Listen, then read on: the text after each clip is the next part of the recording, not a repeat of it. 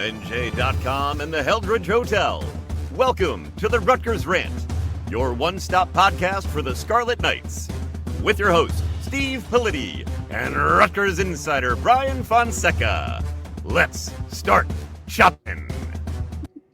Hi, everybody. Emergency podcast. We're back. True Crime Podcast, the first True Crime Podcast edition of the Rutgers Rant. We have the dumb crime of the century, and we're going to solve it here, right here on this podcast. I guarantee you, by the end of this podcast, we will know, Brian, we will know who stole the One Piece cards out of Jersey Mike's Arena on Tuesday night. Yeah, and this is going to be good. And I think where we need to start with something important here. We need to find the people who had motive and who had opportunity. And I just want to get this out of the way right away. If you have anything you need to say, Brian, if you need to just start this off with, I don't know, a confession, perhaps, we could get that out of the way, because I do know where you were Tuesday night. And it was at the scene of the crime. So go ahead, tell the audience if you have something you need to say.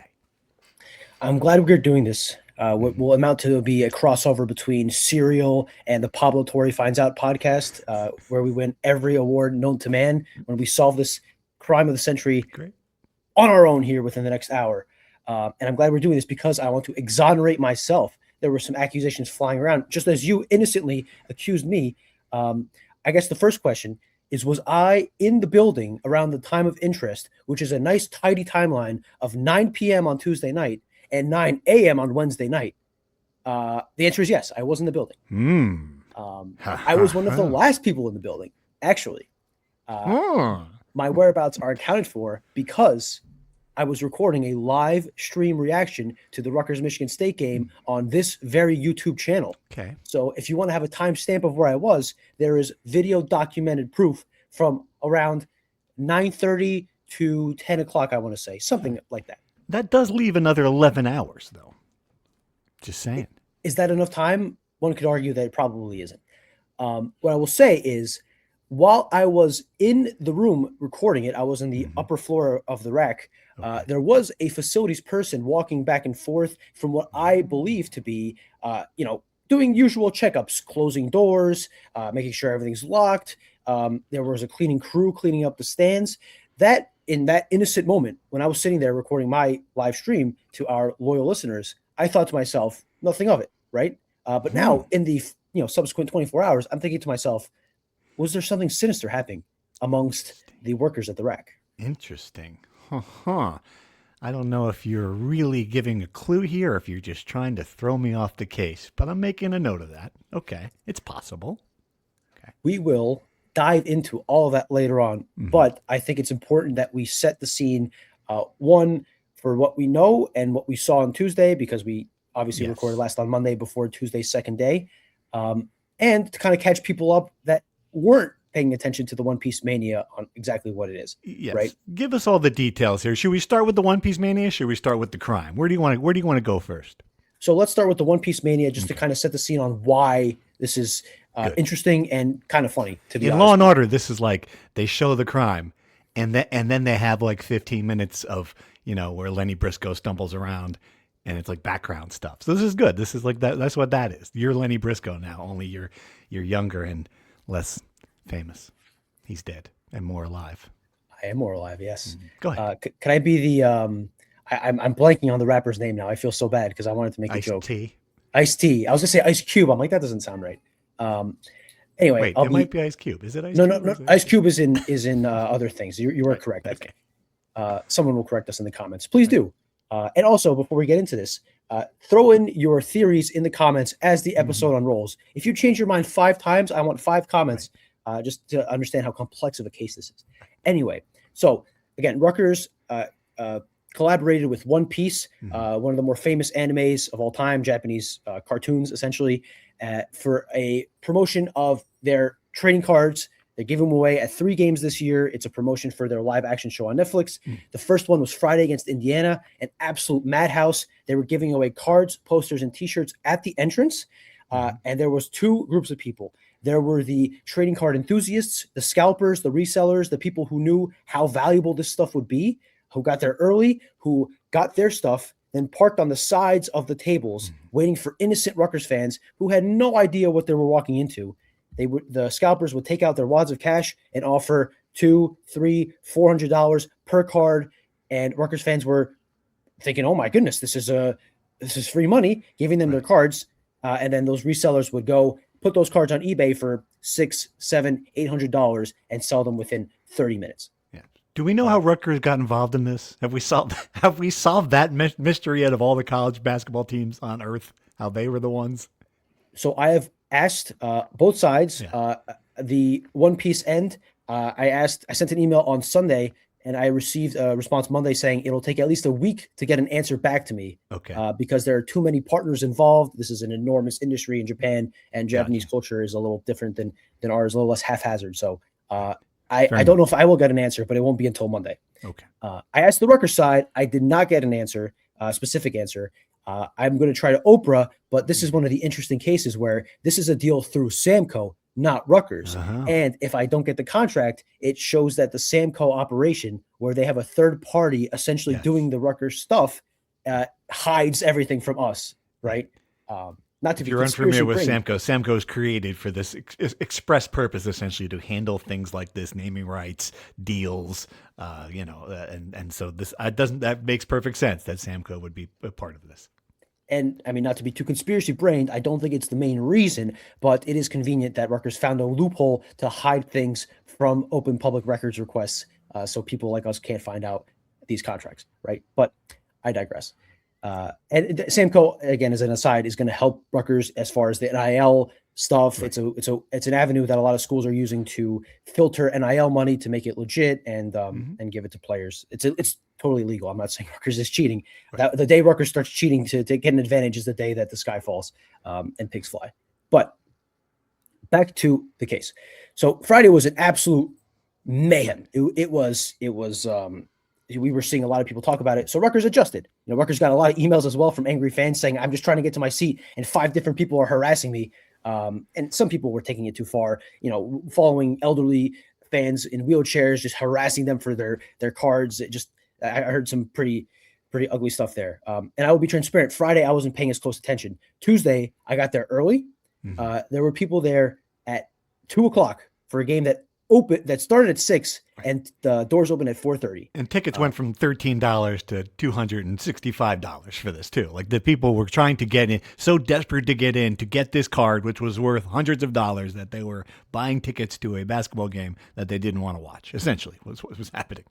Correct. It was hovering $13 to $20 before the promotion was announced. And then for the 3 games, prices immediately shot up to $130, $200. Utterly bizarre. Right.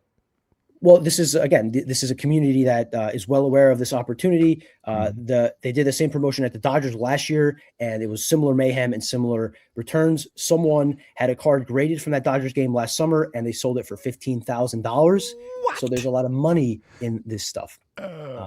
Okay. So, I know, and I know this is all a lot, but yeah, right. Okay. And there was a pile of people waiting outside the rack for like an hour, and I asked a couple of them, like, where are you from? A couple guys from the Bronx, from Brooklyn. Have you ever been to a Rutgers basketball game? I had no idea they played basketball in New Jersey. Is one of them, or in whatever they had college basketball in New Jersey. Is one of them told me. And before I forget, on Friday, I learned this Tuesday, but on Friday, someone flew in from Japan exclusively for this event. And I found I heard about it at the game. I found their Twitter. I want to show you. This is your live reaction. I have not shown you this before. I have nothing about this. Yeah. These are the cards he got. Are you ready? Mm-hmm. Oh, so my goodness, my bad. That was how disappointing. Just so in case you're not, you listen. Oh my goodness. Look at that. Holy cow. How many are there? You got so it's 5, 1, 2, 3, 6 by 1, 2, 3, 4, 5, 6, 7. If you're not 8, looking at it, it's just a wall of these One Piece cards, which of course, and again, if you haven't seen them yet, it's just like a crudely drawn Japanese kid in a tank top, right? Like with bad hair. That's it. That's what they're, if I were to describe One Piece, that is my description. And Bermuda shorts, I think. Yeah. Anyway.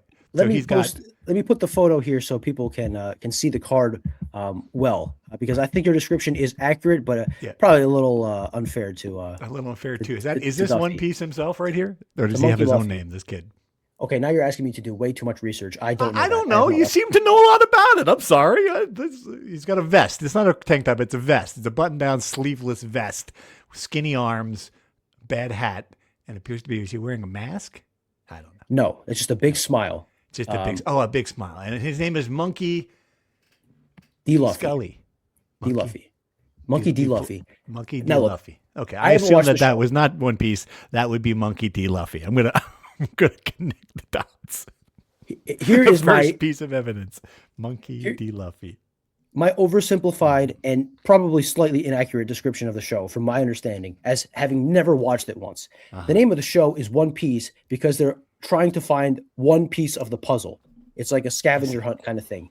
Okay. And they are now they're 1,100 episodes into the show, and they still have not found the one piece. So if I was Mr. Luffy, I would not be smiling that wide because, I mean, as bad detectives as we are, these guys are horrific. They can't find anything. Seems like it's an abject failure. Yeah. This is like the Rutgers basketball of investigative units here, the One Piece. Rutgers stumbles into a win every once in a while. I don't think these guys have ever. It's true. Good point. All right. So this guy here, so how many cars he went home with? He crossed. So that seems stupid to spend $1,500 on a across the earth flight from Japan. But it appears that worked out well for him because now he's got, thousands of dollars worth of cards. Tens of thousands. I mean, the flight probably paid for itself within the first 5 cards. Right. And then everything else is profit. I can't read what these Japanese characteristics say, but it probably says Americans are suckers.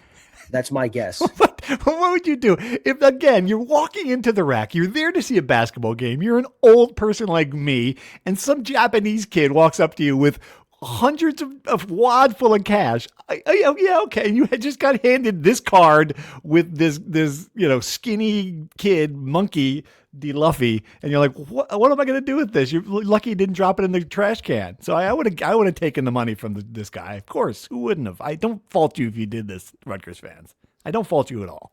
I don't either. And there's a lot of smart ones returned on Tuesday, having seen this, ready to make some money. One long-time season ticket holder, him and his wife, they both got a card in each of these 2 games. So that's 4 cards. He told me he made between the 2 days, 4 cards, $1,400. So great. I mean, it's tremendous, isn't it? No longer call yourself a long-suffering Rutgers fan. You've exited the suffering with that. Correct. And we'll talk about our evaluations for what the cards might be worth on Saturday, a week from Saturday when they play Nebraska. But anyway, back to the point. On Tuesday, Rutgers had learned its lesson after all the emails and the chaos. They doubled or tripled security. I don't have the exact measurements, but they significantly heightened security. They moved the distribution from the entrance of the arena, which created a huge bottleneck, having Rutgers fans standing outside in the freezing cold for an hour while these guys are trying to get the cards. They moved them to the opposite ends of the arena, the corners. So you would walk in, you would get a voucher as you scan your ticket. You would go to a line at the corners. You would go through zigzag and get your stuff.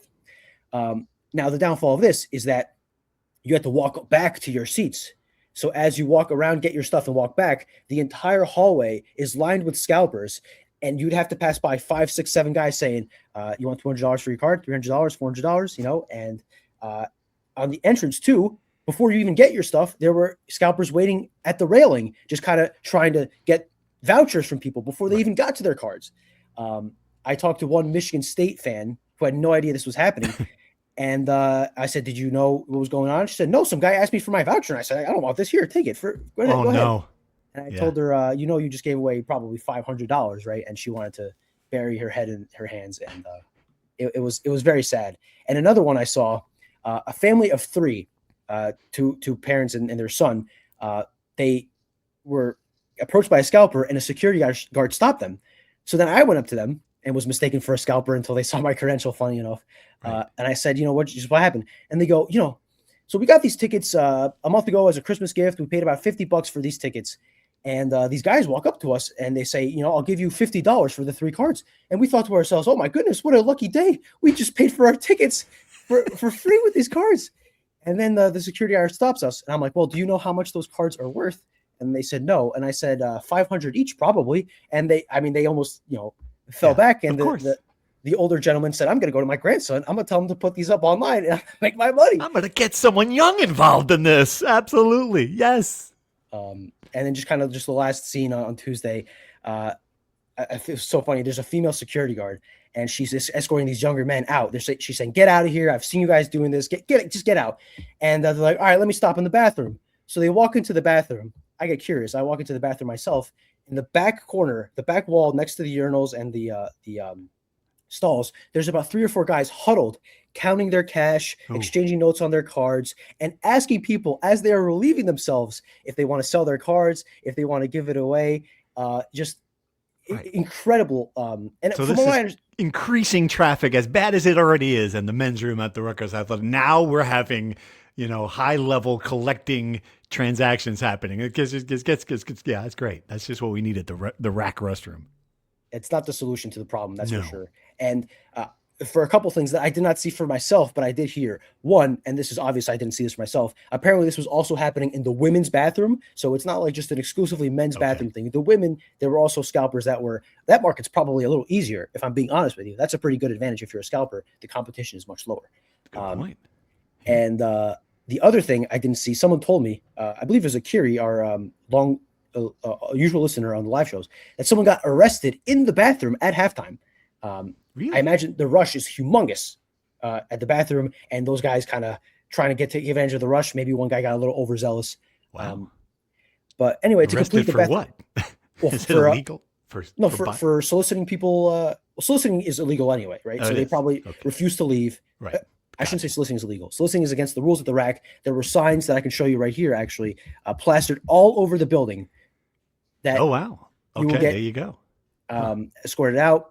And there was soliciting is strictly prohibited and is grounds for removal from the premises. All right, so they were trying. Well, they were trying. I'm going to show you the power of these signs. Right. Also, how effective do you think this one was? That one, give away one per person. Yep, one piece. Okay. Not. I'm guessing not. You're guessing correct because I'm going to show you this. I saw these 2 scalpers, each of them with a white Rutgers bag filled to the brim with posters and cards, walking around, bragging to each other how many they got. I was next to one of the guys as they went up to their friend and said, "This old lady just gave me her vouchers for nothing. Like they were almost in disbelief. And I thought to myself, I hope you lose every dollar you get, you scumbag." Right. So you talked to an actual collecting expert in Darren Ravel, who, so just in case you're listening to this thinking, well, these guys are idiots, this happens all the time. Darren Ravel himself said this is unprecedented, right? What was his quote? He's been around the industry for 25 years. He worked at ESPN for a while. Now he owns his own site and collect. He had 2 great quotes. The context quote is, I'll read it right now verbatim. "I've been to the biggest giveaways over the last 25 years. In terms of the immediate turnaround for cash, this is number 1. In terms of taking a card and having it be worth immediate cash, it's number 1. Wow. Okay. And then to set the scene on just I think a lot of people had your reaction. Like, why are these cards worth so much? Why are people doing this? Like, what is the value here? And, I explained this a little bit on the pod Monday, but Darren helped me in that we are at a point in society, right, where you can go on Polymarket or Kalshi and bet on anything, really, or not bet, but, place odds on something happening, whatever loophole they use. You can go on your phone and bet on whether the second at-bat of the 3rd inning of the Milwaukee Brewers-Cubs game on July 4th is going to be a home run or a strikeout or whatever. You can watch people make millions of dollars for investing in a cryptocurrency, which half the population can't even wrap their head around what a cryptocurrency is. You can make millions of dollars investing in GameStop stock, in NVIDIA, all this stuff, right? Yeah. We are in an instant get-rich-quick scheme society. And his quote, I thought, was perfect. His quote is, "You have to look at America in general right now. We are a degenerate nation. We need the dopamine. We are as capitalistic as this country has ever been in 249 and a half years." Gosh, Darren, you're really putting it. That's good. That's good stuff. You're delivering. You're delivering for the journalists. Thank you, Darren Ravel, for the money quote. Wow. Okay. So it's not just Rutgers. It's the country. Yes. And the last one, to wrap up my bathroom point, the kids went to the bathroom to escape the female guard. She got distracted with the other dozen scalpers. And then I watched them walk out, look around, and walk into the concourse again. I walked around the concourse for 2 hours before the game. I saw the same 60 to 70 people. I saw a couple guys get escorted out and just plead their case. Come on, man. I wasn't doing anything. And they're told, I saw you 20 times, pal. I gave you enough chances. I saw one guy say, you guys are the only place that kicks scalpers out. And I thought to myself, wow, Rutgers doing something right for once. This is a revolution. This isn't. I was very happy and proud for the university. I must say. Yes. And then the last thing, just a striking scene to me.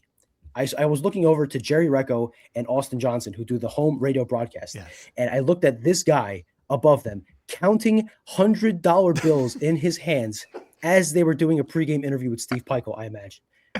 That is so great. I love it. He's just got a fistful of cash, fanning out his $100 bills behind Recco's head. That's perfect. That is perfect.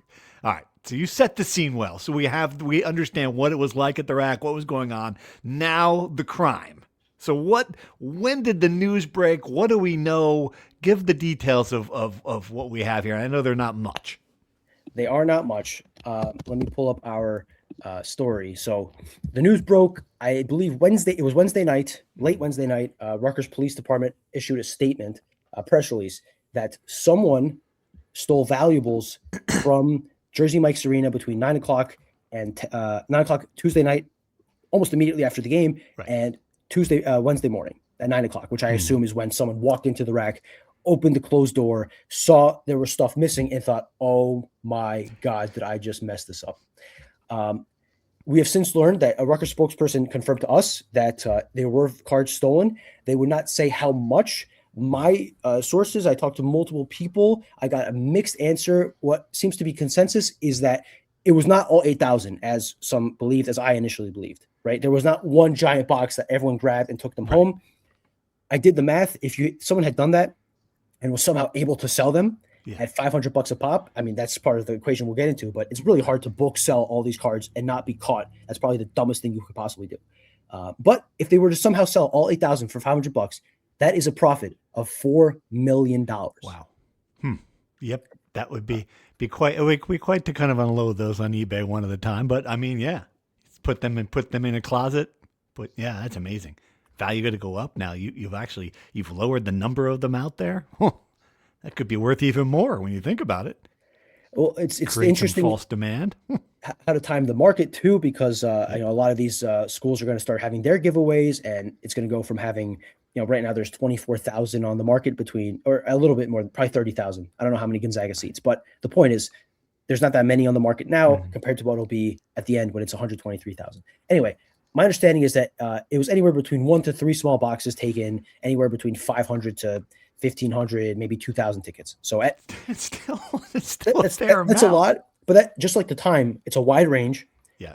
And at the highest end, from what I get, that's a quarter of the cards. Now, if you haven't been in behind the scenes at the rack, it's not what I would describe as Fort Knox, right? Like if you're there, if you go to the games, you don't see it, but there's staircases right near the entrance. You can walk up these staircases, and when you're upstairs, there are lines of offices, one after another. Doors are usually open because there's nothing in them. There's just some social media guys. I think there's softball team, track team. There's different teams that have the offices up there. Do we know where the cars were being held? I do not. They could be in the baseball, softball, track and field offices. Right. They could be in Reed Zach's electrical closet. They could be in one of the cubicles. They could be. They were not in the room where I recorded my podcast. Once again, to be clear, right? And to exonerate myself further, we discussed this on the podcast Monday. What we would do. Why don't we take a card? I said I had integrity and I would not take a card. And I did write in the story that I negotiated with one of the scalpers to see how much they would pay for a card. I did not have a card, to be clear. Okay. I don't want to leave any ambiguity there. So my integrity is such that I wouldn't even get a free card and try to sell it. So why would I try to steal them and put my job in danger? Okay. Fair. Even though I will say when I saw the press release, I kind of thought to myself, well, I was at the rack at that time. Did I black out and accidentally take the cards? Be great. I don't think I did. If someone put it in your bag and you got home and there they were, just coincidentally. Oh, I didn't put these here. Well, it's interesting you say that. And you have all these grand ideas because on Monday's show, you seem to be perfectly fine with the ethics of getting a card and selling it. That didn't really bother you. Let me ask you. Let me flip this on you, Steve Politi. Where were you on Tuesday night? That is between 9 o'clock? a fair turnaround. So the fact that you know very well that I was not at Jersey Mike's Arena, you still think you can. So just to be clear, your theory of this crime is that I wasn't there, that I'm some sort of criminal mastermind operating from afar, or is your theory that I could go into that building in some kind of disguise at this point with no one detecting me and just sneak in? Which one of these two theories are you going with here? Neither. I'm just being a dogged detective and following some leads that, if you go on the Rutgers Rant Discord, there's some people scratching their heads wondering, Steve Politi, he didn't seem to mind the integrity and honor and ethics of potentially selling a card. So what would stop him? He has the access, right? He has the wherewithal of knowing A, that they have the cards, and B, the layout of the land. Right. And C, knowing that Rutgers is the kind of place where you have such valuable commodities. Let's just stuff them in an office at the rack. Let's not do it at the APC with heightened security. Let's not get a safe lockbox. Let's just leave a couple boxes laying around in a locked office at the rack. Right. This is true. Yeah, no, you're right. I would, I guess I am a suspect. I have an alibi though. And I didn't, if I thought of it through, now you're saying I could have been the mastermind. It should have been a much better crime if I had engineered it from the outside and took a cut on top of it. Alas, I'm clean. I'm clean on this one. It's not me, but I think we should go right into our theories here. We should discuss some suspects now. I don't think it's you at this point. You've been pretty honest about it.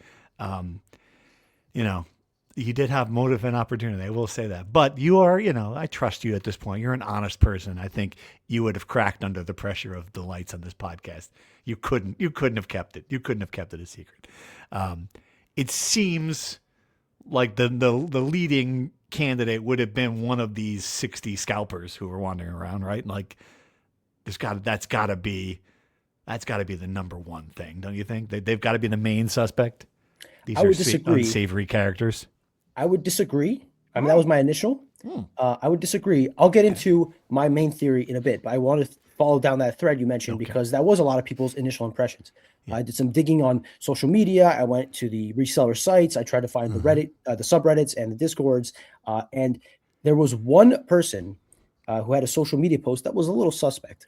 I'm going to show you, not their names, but I'm going to show you the photo they posted on one of these One Piece trading card Facebook groups. And I'm going to try to keep our faces in them because I regret not having your immediate reaction to the Japanese man's massive haul. I want to try to get your reaction to this one. Okay. Let's see if it works. Are you ready? Yep, I'm ready.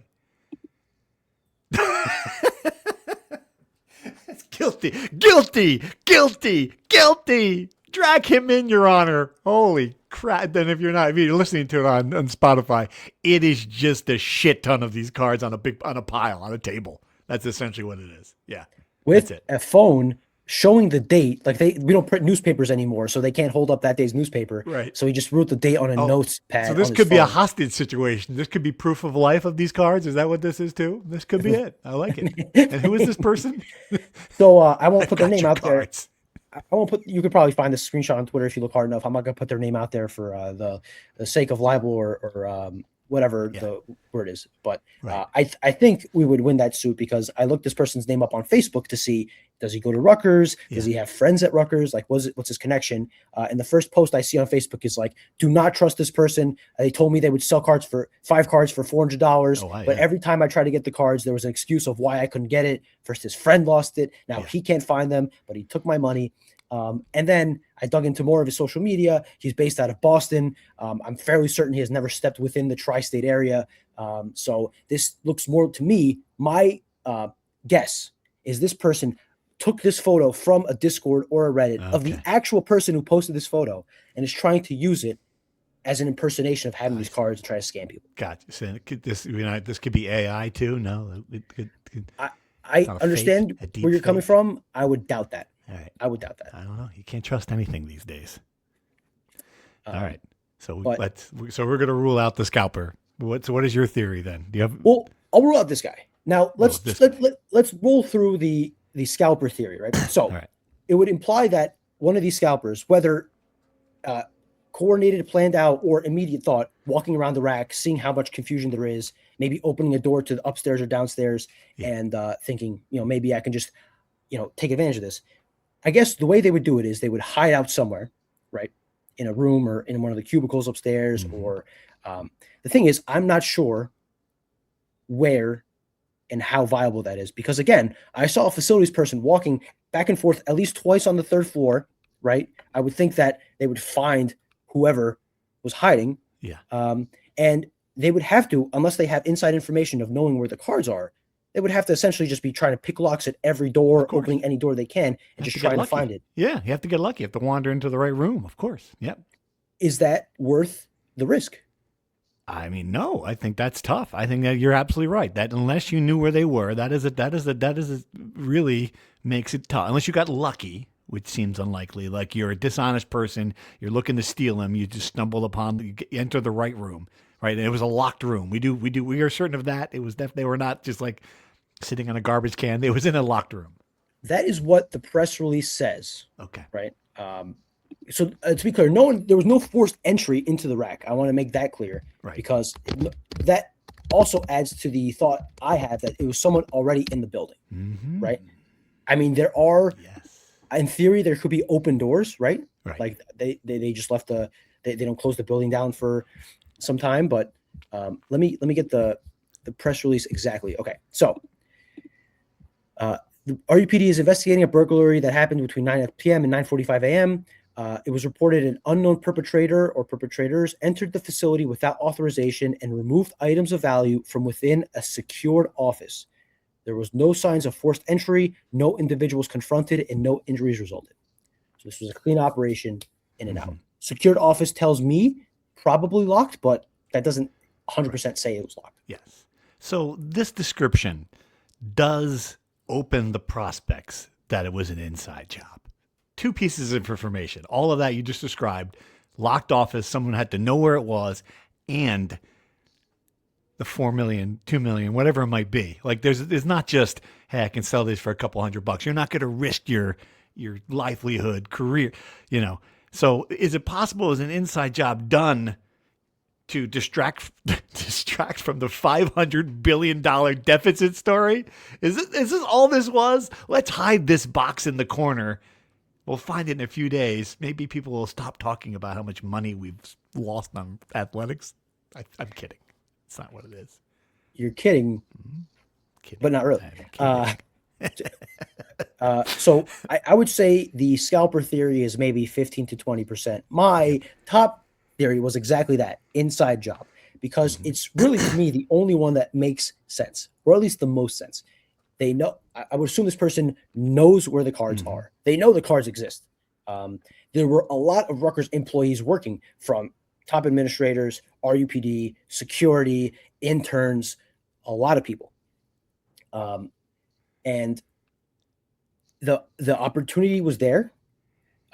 These people probably know the security setup at the rack, like because there's not cameras on every inch of the rack, right? It's one of the few non-dystopian places in America. There's some hidden spots, right? So they know the layout, they know where the cameras are, they know maybe how to get away with it. Yes. Or and to be clear, we're also not, and we're not like, accusing longtime Rutgers employees. There are just a lot of people who work on game day. When we say inside job, it's just, a lot of part-time employees who are floating in and out of the building. It's a big operation, just to be clear. To be clear on my end, I am not accusing anyone, but I am not ruling anyone out. Okay, let's this is a wide open investigation. We will accept Can't rule anybody out. That's the first rule of that, of stuff like this. Correct. And we will not zero in on any suspects aside from ourselves, who we have exonerated. We investigated ourselves and exonerated ourselves. The two of us. If I made $4 million in these cards, I wouldn't be hosting this dopey podcast with you. Let's just say that. If I had that sitting in the closet, be like, oh, Politi hasn't written in a while. What's going on there? Huh. Right, text you Sunday night to set up the podcast on Monday, and you're like, oh, I can't. I'm in Barbados. I'll be like, exactly. I'm taking the next 3 months off. So I think the most likely scenario is that it is an inside job. It's just the only one that makes the most sense. there's many ways it could be, right? It could be a planned thing. It could be a crime of opportunity where someone is lingering around the rack after doing some work. They walk past the office and they kind of think to themselves, and they think, well, there's about 10 boxes in here. If I take one or two, is anyone really going to notice? Or it could be that someone followed these employees. Let's not discount that possibility. Like someone really gave this a lot of thought. Like if you're the employee and you've got the boxes, you're probably not thinking that someone will be lurking behind you, watching where they put them. Got to throw that one out there. Like, the person might be an accomplice without knowing they're an accomplice. Maybe. So you're saying that this person was moving the inventory, and unbeknownst to them, someone was watching them. Yes. And when they got out of the vicinity, that person swooped in and took them. Put a little gum on the lock to the door. That little trick you see on the thing. I don't know. It's certainly possible. If Kenneth Kopp hasn't looked into this, and if you don't know who Kenneth Kopp is, he is in charge of the cops at Rutgers. If Kenneth Kopp hasn't looked into this, just saying. This is where you start your investigation right here. Some good theories. So I would, where would you put, we'll go through the other possibilities here, but I think we agree these are the top two possibilities. Yes. What percentage would you assign to each of them in the likelihood that, I'm still going to go with opportunistic outsider. I'm going to say that someone, one of these people, all of these characters who are coming in, trying to get all of these cards at any cost, conning grandma, taking it out of grandma's hands is one thing, and then all of a sudden you've got the opportunity to just get a box full of them. I think you're probably motivated opportunity. I haven't figured out the details, but I'm going to say that that's still the best theory. I'm going to go with that for me. That's half. That's 50%, and I'll go like 30% inside job, and everything else we're just kind of throwing darts. We do have some theories. You have 20% margin for other. That's a lot to me. I would say probably 75% inside job. Again, just using logic. I just think it's the only logical thing. And then I would probably go 20% outsider, scalper, because maybe it was opportunity, maybe it was thought out. I spent 2 hours following these people around, listening to them talk, hearing them negotiate. We're not exactly working with Rhodes Scholars over here, right? So not that that's the intelligence you need to pull one of these off, but I'm just saying. I will say, as we move to other theories, there is one man who was in the building that night who committed a crime in plain sight and got away with it. Is it possible that man committed two crimes that night? Who are you referring to? Tom Izzo. Okay. Stole the victory. I don't know. He could have been walking out, getting into the elevator, looked down and said, tuck the box under his arm. Who's going to suspect him? Get on a plane, leave the jurisdiction. Now he's clear. He's out. He's not coming back here until next year. I mean, come on. Well, the way things have been in the past, he's not coming back here for another 5 years. Guy looks at this place like he doesn't want to be here. Yeah. See, I'm just saying. We're considering all options. If I'm Kenneth Kopp, yeah, there you go. The big pile of cards. I might get back on the. Oh, there it is. Look at that. Have you seen this man? Let's put some posters up there. If you haven't seen this, this is an artist rendition of possible suspect Thomas Izzo. Two things. One, credit to the RU Screwpod for making that and making the joke. It was not an artist, it was AI. And I know I'm anti-AI for the most part, but that was funny. So I thought I'd make an exception. One rebuttal to that. Yes. And I'm pretty sure joking accusations some fans have made to Steve Peichel. I think there is a 0.0001% chance either of those two men know what anime is, let alone One Piece. I think if you ask Steve Peichel what all the craziness in the stands are, he would have absolutely no idea. You don't think someone told him, might have whispered that to him? No. I think it went in one year and out the other when he's thinking about screen coverages against Michigan State. Yeah, I can see that question. I can't One Piece. I got these phones now. One Piece is on the phones. I could see him answering a question about One Piece, Two Piece. I thought they were bathing suits. I don't know. I could totally see Peichel answering a question about that. Absolutely. One Piece. I need about 10 of them with this team. I need a whole new team next year. Whoever swiped those cards, got to get him in my backcourt. We're only averaging 3 steals a game. It'd be great. I love it. Oh my God. That was a great joke from our former boss, Kevin Manahan, saying that person good. set the Rutgers record for steals in a night. That's good. A lot of jokes running on the internets. Yes. If you ask Steve Peichel what he thought about the crowd, 3,000 people leaving at halftime of the Indiana game, he would have absolutely no idea what One Piece is. Now, if you told him that how valuable the cards are and how much money they're raising, he would say, let's get some of that for NIL.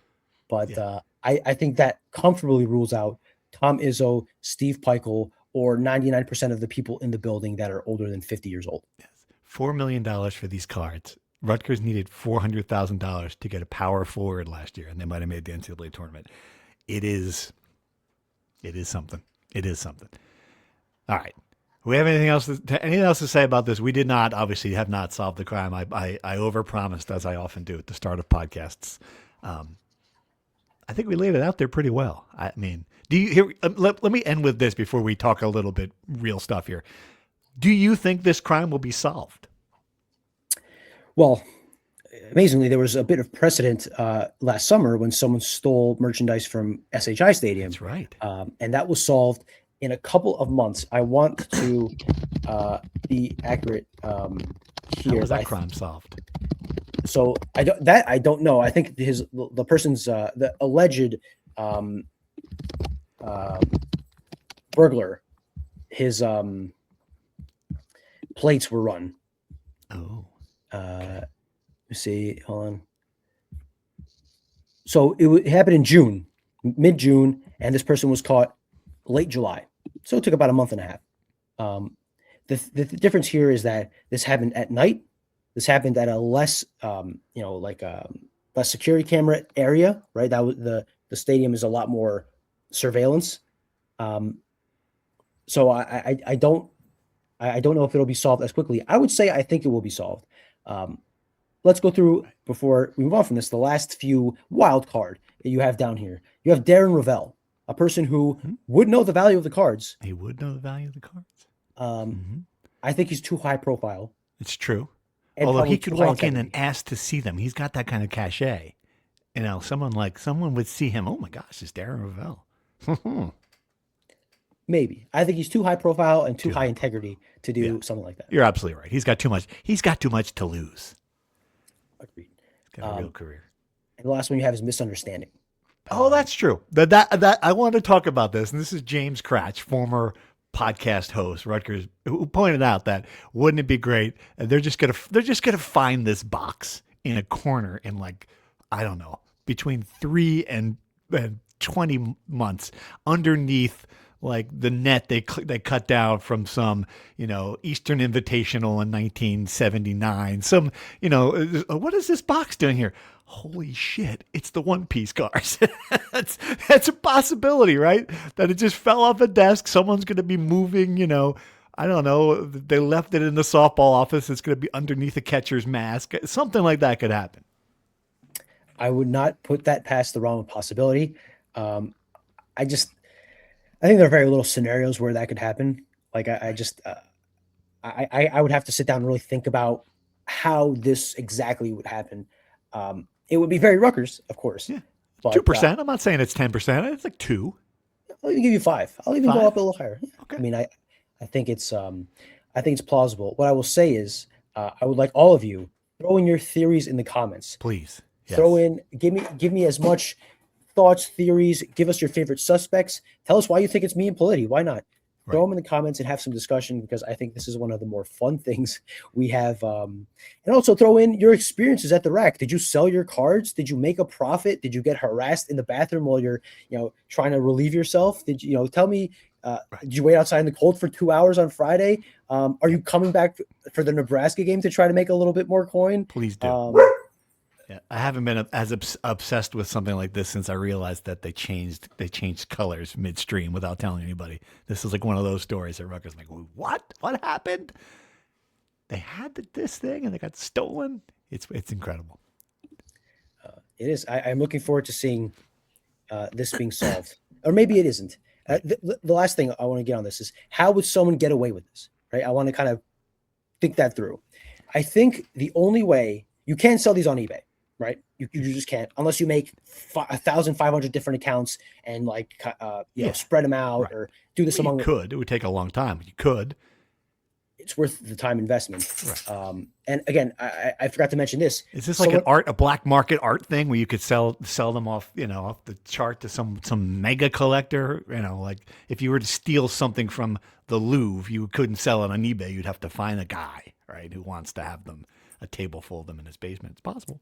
That's exactly it. That's the way to do it. There's two ways I would think. Is one, a bulk sale to an interested shopper, right? Okay. Someone who, either a card shop or an individual seller who thinks they themselves can distribute them. They're 1 degree removed. Yep. If someone from Kansas City buys it, no one's going to think, oh, this guy was at, even though a guy from Japan flew in to do this, no one will think this guy came in to steal the cards.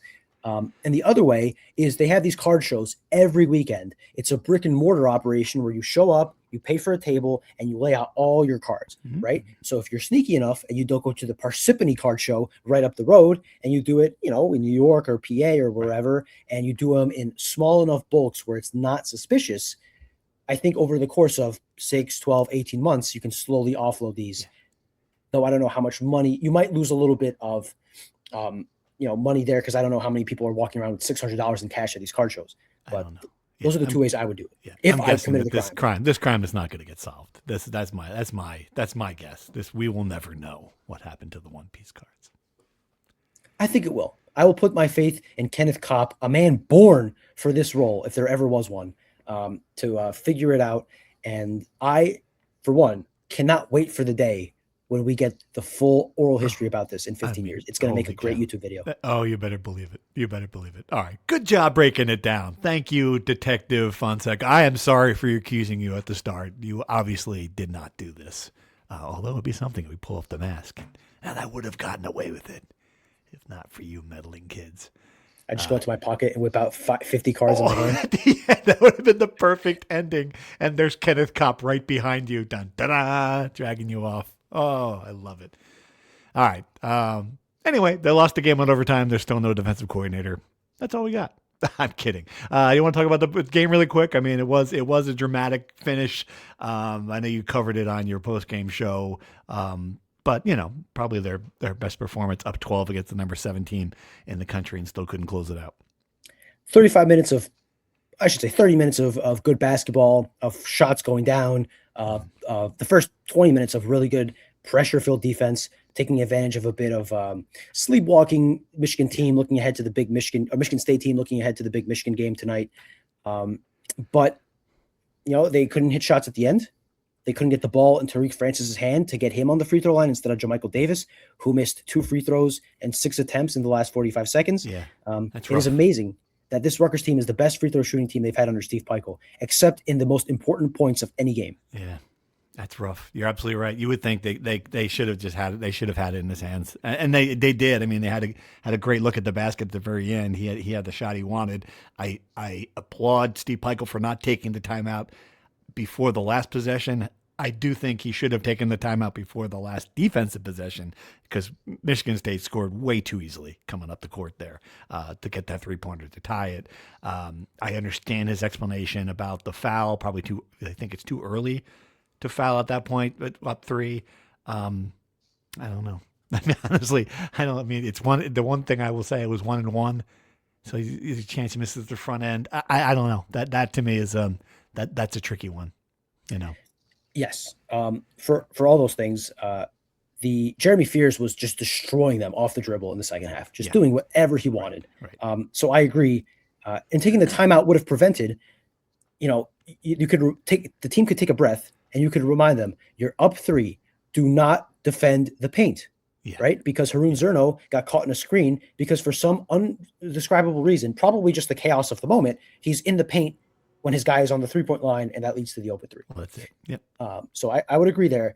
So the fouling thing, initially when I asked Steve Peichel about it, I was probably where you were at, where I think they should foul, and I totally get the 1-on-1 scenario. Jeremy Fears had just missed one 10 seconds before that. But there were 17 seconds left at the start, right? So even if you do get to the line and they miss it, you still have enough time where you get the ball. You have to go on the other end and make free throws. It's a free throw contest, and you just missed 2 free throws in the span of 45 seconds on the other end. and the worst case scenario is you give up a 3 and you go to overtime. Right. So I could understand that. And I love the shot Tariq got. I think if you, before the game, were asked, Tariq Francis, open shot, floater, with a second left to win the game against the number 7 team in the country, you sign up for that every day of the week. Yep, 100%. And there was a foul late in the game that wasn't called that fans were furious about. It certainly was a foul. I get it. You're not going to get all those calls, unfortunately. Here's what I wonder and worry about if I'm Rutgers. Is this effort, you would think it could be a springboard for good things. I wonder if it's because they lost the game going to be the exact opposite, because now you're flying to California, you're on the road, West Coast trip, a pretty good USC team. I don't know. I mean, is this the kind of thing where it might go the other way? It's possible. I guess my rebuttal would be, does it really matter? This game by itself would have been a nice win. It would have been, I think you made this comparison, very similar to the win over number 4 Wisconsin during Eddie Jordan's last year. Which also didn't matter, by the way. I mean, in the grand scheme of things. But yeah. Correct. That's exactly what I mean. It'd be a nice moment. It'd be something people talk about and remember for a while. But really all it would amount to would be derailing Michigan State's season and giving yourself, a nice little win. I worry about the California trip because you're flying cross country. You're coming off of 4 losses. Some of them you got beat badly by Indiana. Some of them you come close like Iowa and Michigan State, but you don't win. Right. You think you'd want to get off this night because if you lose these next 2 games in Cali and then you lose to Nebraska, you're on a 7-game losing streak for the first time in since 2018, I think. And then you'd have to win the must-win game against Maryland, as much of a must-win as you could possibly get in a season like this. Because if not, then you're gonna, you're in danger of a 10-game, 12-game losing streak. Right. Yeah. Not good. The other thing that happened, we should touch on really quick before we sign off. Sarge's money story went viral. Dave Voigt had a good question. It's funny. Why do you think the annual deficit story hit the college sports zeitgeist more than usual this year? It's fascinating, right? Because it looked like to me, cause we did the last podcast. It looked like it was going to go away pretty quietly because I thought the story was even, fair. I thought Kelly Zinn was great with her interview, like gave good answers, kind of laid it out, which is something that those stories haven't had in the past. My reaction to it was, all right, she's being honest. Here's what they're trying to do. She's clear that it's going to get worse next year for obvious reasons about the money from the rev share coming on. And then Clay Travis just drops a tweet. I think that's the very simple explanation. That's where we are in the world now, where someone on that level with his following can drop one single tweet that was just like, holy shit, look at the Rutgers lost up $500 million, and it just takes off. That's my explanation. Do you have a better one? Yeah, I think it was the money. Like, we've become numb to this because we've been looking at it for 11 years. Yeah. Sarge writes the same fair story every year. They are the numbers. Everyone asks, why is Sarge writing this story every year? And the answer is always because Rutgers loses money every year. If they made a little bit of money once in a while and it didn't raise the amount of money they lose every year for the past 11 years, maybe we would write a little nicer story because we just write the facts. Anyway, but we're insulated in our bubble. If you go outside the bubble, the way I said it is this. Imagine you were scrolling Twitter and you saw a story that Purdue lost $78 million in a year and $500 million in 11 years. If you read that, you would think these guys what are they doing? Are they stupid? A state university losing $500 million Big Ten with all the money they make. Oh, yeah, absolutely. Yep. That's exactly it. The number is just so enormous that it's fodder for and then, Clay Travis is who he is, and then Chuck Todd is who he is. They have big voices. Chuck Todd, I forgot about that. That was great. Yeah.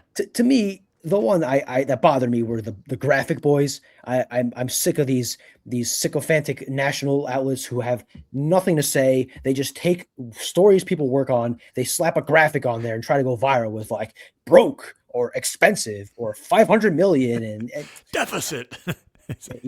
We have a lot of discussions obviously all the time about the journalism industry and all this. And I know people aren't empathetic. And I just think that these people make us look bad. Like Yahoo Sports used to have Dan Wetzel, Adrian Wojnarowski, all these big names. And now they got some jagoff in the office putting $516 million and a photo of the Scarlet Knight next to it and just trying to go viral on Instagram. It's sickening.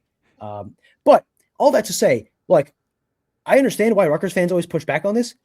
And I think that to a certain extent, the Chuck Todds of the world who are like, why isn't anyone auditing or investigating this, as though there's not 1,000 worse things happening in our country that need to be audited.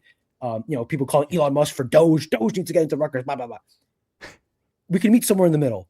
And I think reasonable minds could agree that losing $500 million and spending 9 figures of subsidies between state, university, and student fee support is absurd. Yes. That's a lot of money. It is. Yeah. Yeah. And totally. And I do think, and it's time to push back on Rutgers has a revenue problem, not an expense problem. I think it's got both now. And I think that was something I got that from a lot of people out who in my little circle who read that story, Circle of College Sports, and they saw the quotes about, what do you mean they don't have an expense problem? And they see how much Rutgers is spending on football and on athletics. And it's not a trivial amount. They're not like, at the bottom of the league. They're right at the top of the league. And they're 5-7. And I get all the reasons why they're 5, and they're about to go 12-20 in basketball. I get all the reasons for that.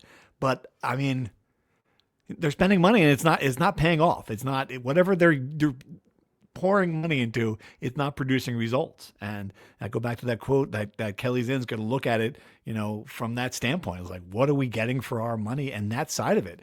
Because I expect the spending has gone up, and in some ways Rutgers had to catch up. I understand that part of it in the Big Ten. Like there was, for years underfunded, overcorrected. And now you're looking at it from the standpoint where you're spending what Nebraska's spending, and you're not getting Nebraska. So I think there's some things to that's what made this story different for us and for the world. And I think there's a couple more pieces to come. So yes, Sarge and I are working on it as we speak, and I think they'll be informative. I've learned a decent amount when I've been reporting this, and I think they'll answer some of the immediate questions people asked when they saw this money. One of which is like, where is all this money going? Yeah, we'll look into that. But I agree with you that the logic makes sense. You're spending a lot more money than you used to because everyone you're competing against spent that kind of money for 40 years before you did. Mm-hmm. So you have a lot to catch up on. And Rutgers still has a lot to catch up on. My question is always, are they spending money in the right places? Kelly Zinn is clearly looking into that. And I think there's a lot of places to cut the fat. Just to name one off the top of my head, the support staff of Rutgers football is bigger than, the population of some small Micronesian islands. So maybe there are some people who have, who are a little overemployed there. But I lost my train of thought. The point is that they spend a lot of money. The other thing I was going to say is the revenue problem is a legitimate thing. Like they just don't make enough money. Right. And you compare it to head to Michigan, to Minnesota. Minnesota's got twice the ticket sales and twice the donations. So there's a program your size, right, that you would think you compete with. And they've got, they're making more, twice the revenue on whatever they're spending to get in the building, and twice donations. Those are two big problems. Yes. There are a few categories just to look into those two. The thing that Rutgers you hear about all the time is the lack of premium seating options, mm-hmm. right? And how the revenue isn't coming in. That comes in in ticket sales, right? Because those tickets cost a lot of money. Yep. And B, in donations, because as Rutgers fans have to donate a minimum amount for certain seats for their season tickets or whatever. Obviously, if you charge more for a season ticket in premium seating, that's going to be more of a required donation, which is more money to bring in. Nebraska, from someone told me, makes more money in seat donations before a single game is played than Rutgers does all year in donations, right? Yeah. So just one startling number I want to bring to your attention. I've been looking into donations for a while, and I haven't done my complete analysis yet, but here's a stat that will kind of explain things to you or to everyone. In 11 years in the Big Ten, Rutgers has received $75,800,610 in donations, contributions, right?